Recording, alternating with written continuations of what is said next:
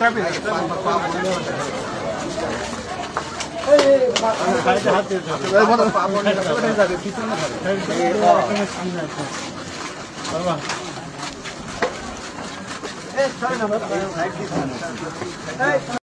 কিছু মানুষ ইমানের সাথে গুনাহ করে আর কিছু মানুষ বেঈমানের সাথে গুনাহ করে।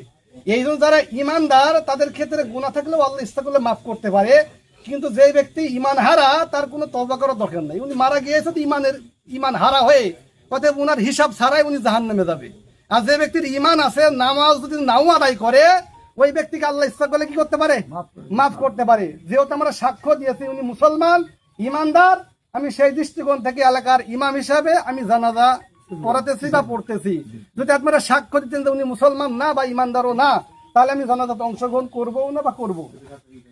আপনারা কি ইমানদার তো 100% মুসলমান দাবি করতেছে? আল্লাহ সুবহানাহু ওয়া তাআলা আমাদের সকলকে কবুল করুক। আমরা মুসলমান হিসেবে ওনার জানাজাতে অংশগ্রহণ করি, সকলে প্রস্তুতি গ্রহণ করি।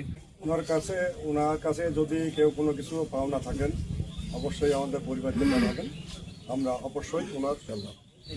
আর ওনার ভাই হিসাবে, আপনাদের এলাকাবাসী হিসাবে আমরা ওনার জন্য, ওনার দ্বারা যদি কোনো আপনারা দুঃখ পেয়ে থাকেন আপনারা নিজ গুণে ক্ষমা করে দেবেন। আমরা আপনাদের সবার কাছে আমরা অনুরোধ জানাচ্ছি। এতক্ষণ ধরে আপনারা এখানে আসেন, কষ্ট করে অপেক্ষা করছেন, আমাদের নামাজ শেষ করে হুজুরকে সাথে নিয়ে আসতে দেরি হয়ে গেল, এই জন্য আমরা দুঃখিত। আপনারা যে এই জন্য এতক্ষণ ধরে আসেন, আশা করি সবাই জানাজাটা সহি সালামতে করে দিয়ে দাফন করে তারপরে আপনারা এখান থেকে বিদায় হবেন। ধন্যবাদ সবাইকে। বিসমিল্লাহির রহমানির রহিম। সমস্ত প্রশংসা আল্লাহ সুবহানাহু ওয়া তাআলার দরবারে, যে মহান আল্লাহ সুবহানাহু ওয়া তাআলা আমাদেরকে আসরের নামাজের পরে একটা জানাজায় আসতে পেরে সুযোগ করেছেন। যে আল্লাহ, সে আল্লাহর দেওয়া জবান দিয়ে একটিবার জোরে সোরে শুকর আদায় করি। সকল বলে আলহামদুলিল্লাহ। সাইয়্যিদুল আম্বিয়া মানবতা মুক্তির দূত সাল্লাল্লাহু আলাইহি ওয়াসাল্লাম। আমরা সকলেই জানি যে মুসলমান মৃত্যুবরণ করলে পরে আমরা দোয়া দিয়ে বিদায় দিই। হয়ে মারা যাবে তাদের জানাজার দরকার নাই। মুসলমান যদি জানাজা দেয় তার 100% গুনাহ হবে, কোনো সন্দেহ নাই। তবে আজকে যার জানাজায় আমার একটু বিতর্ক ছিল, তারপর আমরা যারা মুসলমান আমরা যদি সাক্ষ্য দিতে পারি যে উনি মুসলমান ছিল, ইমানদার ছিল, তাহলে জানাজা 100% সন্দেহ নাই।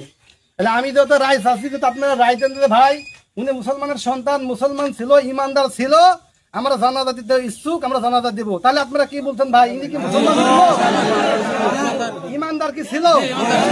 এখানে একেবারে বিশ্বাস করতে পারি সে মুসলমান নাকি?